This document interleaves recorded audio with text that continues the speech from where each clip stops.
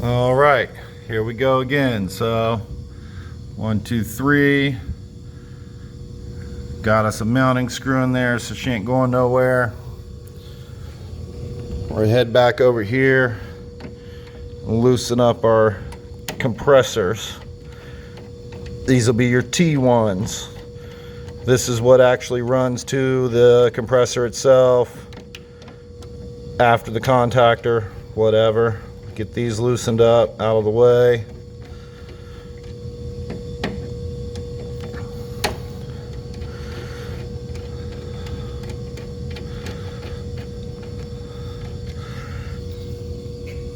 I'm gonna go ahead and tuck in my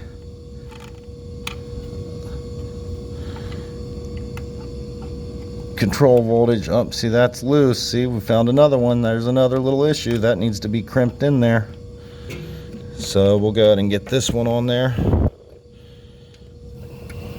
Get both of these plugged up in there. I'll take my needle nose here. I'll just reach in there and give that bad boy a little love. Same with this one.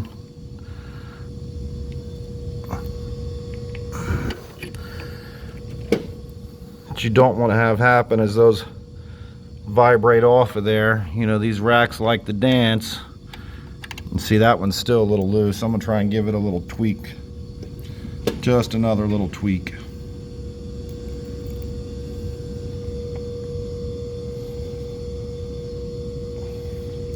You don't want to crush it. You just want to give it a little love, man. Just give her a little squeeze. I don't want this thing to be out here dancing on a Friday night and that wire fall off and short out a bunch of crap, and then next thing you know, you're coming into the grocery store at 1 a.m. on a Friday because a wire wiggled loose.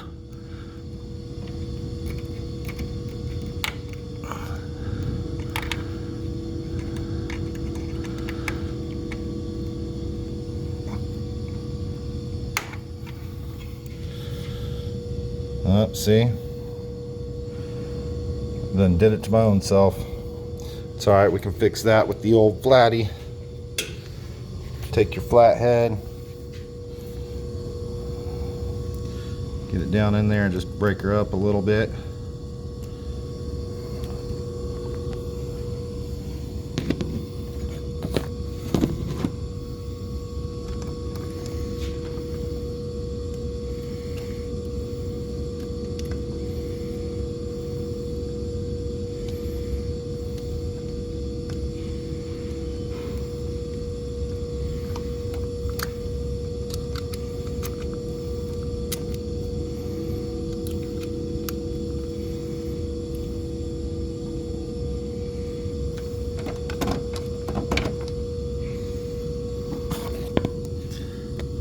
Let's see what she looks like.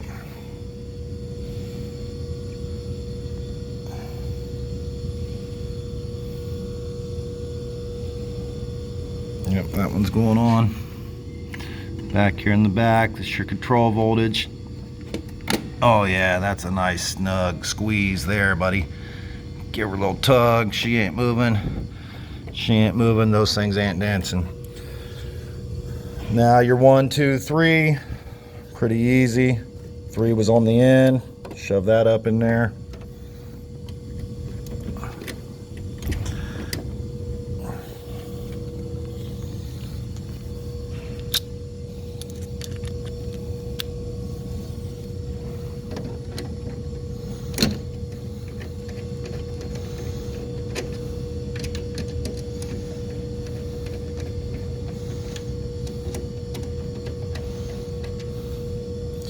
So we'll start by jamming this one in, 3, all the way up and in there.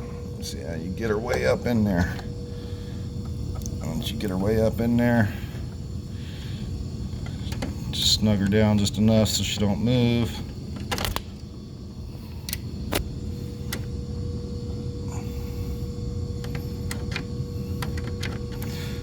If I'm going to be making these YouTube videos, I'm going to have to figure out a different camera situation because this sucks. These things just keep falling falling down while I'm trying to work on it here. Let's see if I do it like that. Let's see what that does. Here's some pretty good sized wire, kind of heavy enough that, you know, they're a pain in the butt to work with.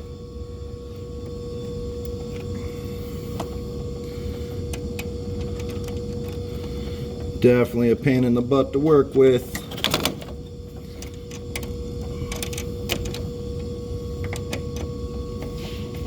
Copper seems to be a little bit harder to bend than aluminum. Aluminum, in my opinion, is softer.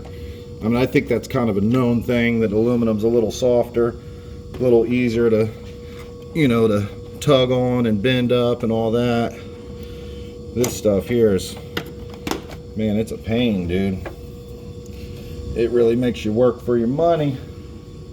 Make you work for it.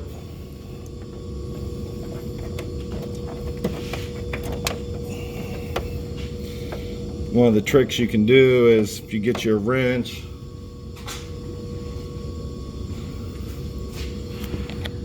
you got one that's a little tight that don't want to really go in there. If you take your wrench, get it on there, opposite of the direction you want to bend, you can give that a little influence, you know. Using that wrench will kind of get you some, might buy you some inches. Now this one, again, I'm going to have to hold it in place for a second, just cause it's such a butt. Yep, she's up in there. Tighten her down.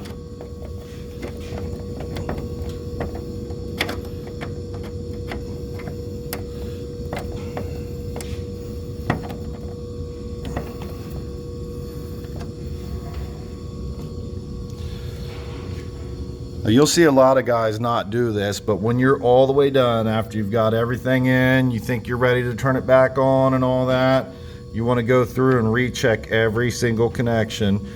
Get the screwdriver in there real good, lots of pressure, give her a good twist. You don't want to break the contactor, because I've seen people do that too, where they twist it so hard they bust the plastic shell. So you just want to make sure it's nice and snug, nothing wiggled loose. See, that one there only got a little bit out of it. That one on the end, I got a bunch. Oh yeah, look, that's almost a whole turn loose there. Yep, then we'll go down here. We'll hit this bad boy up. Same thing. Make sure oh, almost a whole turn again. No, about a quarter turn. What about the one in the middle? Yeah, that one's good. Real good, yep. All right, here we go, last one. All right. So I'm pretty happy with that. Again, we'll have to return and get this breaker switched out just because it's, you know, it's not functioning correctly. I'm still getting power out of some of the legs. I'm going to get my tools out of the cabinet so nothing runs the risk of shorting out. We're just going to toss them in here for now. Just toss them in the old DeWalt bag there. Get my marker. Need my marker. And guys like leaving little bits and pieces in there. I feel like all these little things, like as this unit is running and dancing and vibrating, because they do vibrate pretty heavy, I feel like as they're vibrating, there's a potential for like this little tiny chunk of all thread could end up being a hazard later on. So I like to pull these things out of here and just, you know, toss them in the bin over here in the back. And what we're going to do is go ahead and turn this breaker on now while the main's off. There you go. And then close the doors. Something else that guys won't do is they won't close these doors. Now, if you do got an arcing situation, you're not blowing fire out in your face. We're going to go ahead and turn the main back on. There it is. There's the switch. And we're going to step over here and make sure our controller lit back up. Yep, there you go, there you go. So we'll start flipping these on one at a time. What I like to do is flip one here, then come down here, flip one here. And you want to wait. Let that one get up and running. Come down here, flip one here, wait a second. What you don't want to do is inrush. If you inrush, if you get too many compressors trying to start up at once, you'll blow one of these bad boys. Yep. Now these things, they're not cheap. They're kind of tough to switch them out. They're not exactly easy to switch. So your best bet is to start it back up slowly, one at a time. Give it a chance to get going. Give it a chance for all that power to get moving through there. Hit another one here. Go over here, hit another one here.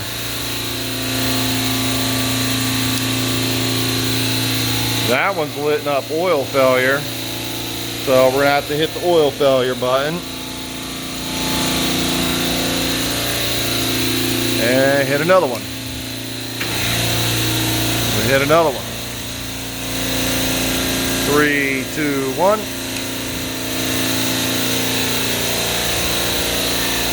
Give him a second.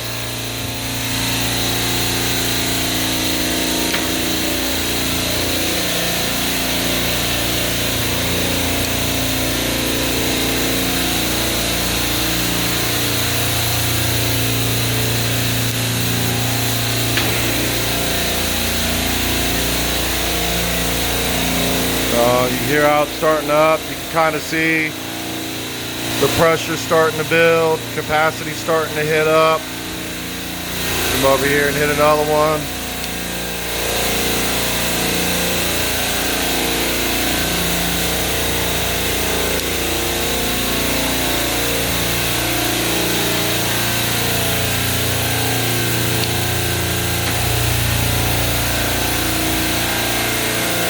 So now that we got everything running, 1, 2, suction group 1, 2, 3, 4, 5. Now that everything's running, you can go ahead and flip all these on at once.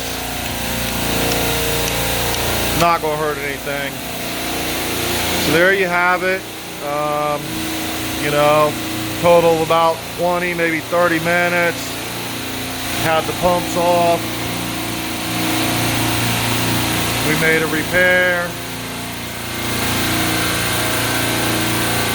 My oil's looking good. All the sight glasses, bottom one's full.